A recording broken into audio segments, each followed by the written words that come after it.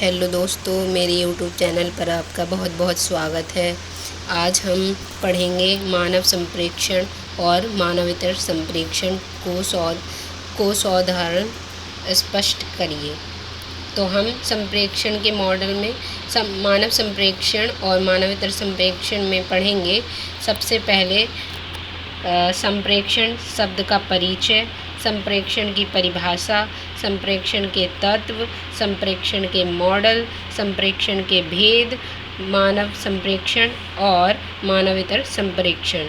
तो आइए सबसे पहले हम संप्रेक्षण का परिचय समझते हैं। संप्रेक्षण शब्द का परिचय, चलिए तो देखते हैं एक एक करके।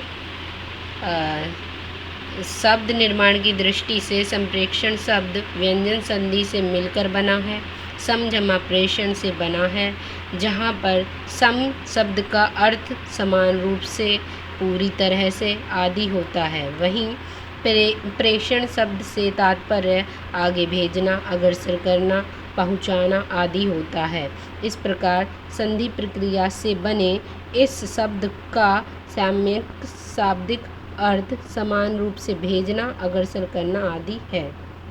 आगे शब्द प्रकार की दृष्टि से संप्रेक्षण शब्द एक तत्सम प्रधान यौगिक पारिभाषिक सार्थक एवं एकार्थी शब्द है। व्याकरणिक दृष्टि से धातुवाची क्रियावाची शब्द भी है। इस रूप में संप्रेक्षण से तात्पर्य किसी विचार, भाव, सूचना आदि को सम्यक रूप से बिना किसी परिवर्तन किए दूसरों तक पहुंचाना है। संप्रेक्षण के लिए अंग्रेजी भाषा में कम्युनिकेशन शब्द प्रचलित है।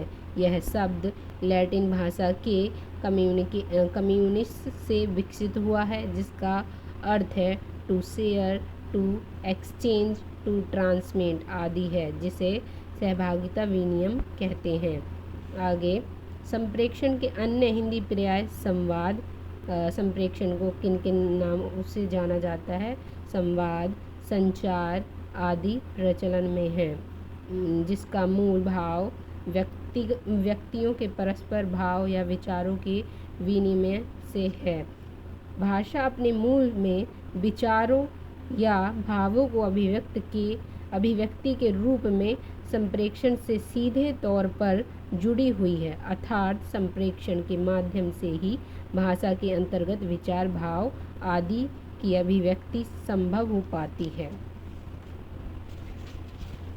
आगे हम देखेंगे संप्रेक्षण की परिभाषा। किन किन विद्वानों ने संप्रेक्षण की परिभाषा दी है, इसको हम एक एक करके समझेंगे। तो संप्रेक्षण संबंधी विभिन्न विद्वानों के मत। सबसे पहले हम पढ़ेंगे चार्ल्स ई रेडफील्ड। उन्होंने क्या कहा है? इन्होंने कहा है communication is the broad field of human interchange of fact and opinions and not the technologies of telegraph, radio and the like. अर्थात संप्रेक्षण से तात्पर्य उस व्यापक क्षेत्र से है जिसके माध्यम से मानव तथ्य एवं विचारों का आदान प्रदान करता है। आगे लुइस ए एलन का क्या कहना है, इसको जानते हैं। संचार से आशय उन समस्त संसाधनों से है जिसके द्वारा एक व्यक्ति अपनी विचारधारा को दूसरे व्यक्ति के मस्तिष्क को समझाने के लिए अपनाता है, या वास्तव में दो व्यक्तियों के मस्तिष्क के बीच की खाई को बांटने वाला एक सेतु है। अर्थात कहने का तात्पर्य यह है कि दो व्यक्ति हैं, उनके मस्तिष्क के जो भी विचार हैं, भाव हैं, वो एक व्यक्ति से दूसरे व्यक्ति तक पहुंचाने का प्रयास करता है। कौन? संप्रेक्षण। अब आगे देखते हैं जे पॉल लॉन्ग्स। उन्होंने क्या कहा है? संप्रेक्षण एक प्रक्रिया है, अर्थात एक प्रक्रिया है जिसमें दो या दो से अधिक व्यक्ति एक दूसरे रूप में विचारों, तथ्य, अनुभवों अथवा प्रभावों का विनिमय करते हैं, जिसमें प्रत्येक व्यक्ति संदेश का सामान्य ज्ञान प्राप्त कर लेता है। आगे ई एम रेजर एवं सुमेकर। ने क्या कहा है। वो कहते हैं संप्रेषण वह प्रक्रिया है जिसमें स्रोत एवं श्रोता के मध्य सूचनाओं का संप्रेषण होता है। यह संप्रेषण प्रायः विचारों के आदान प्रदान से संबंधित है। आगे लास्ट परिभाषा है संप्रेषण की डॉक्टर देवेंद्र ईसर की। संप्रेषण एक शक्ति है, अर्थात संप्रेषण एक शक्ति है जो समाज की जड़ों को पोषित करता है। संप्रेषण समाज की जड़ों को पोषित करता है। संप्रेषण का नेटवर्क ही पारिवारिक, आर्थिक, धार्मिक, सांस्कृतिक एवं भाषिक आदि संबंधों की नींव रखता है।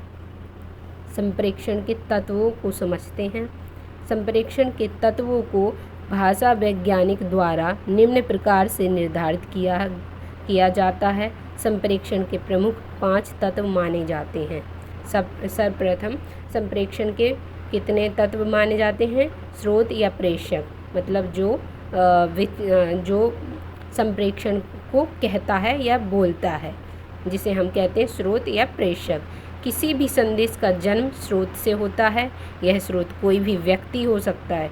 वह स्रोत अपने विचारों को अभिव्यक्त करना चाहता है, इसके लिए वह अपने अनुभवों, भाषा ज्ञान का उपयोग करता है। वह स्रोत या व्यक्ति अपने विचारों को शब्दों में ढालता है। मौखिक संप्रेषण के संदर्भ में इस स्रोत को वक्ता कहते हैं।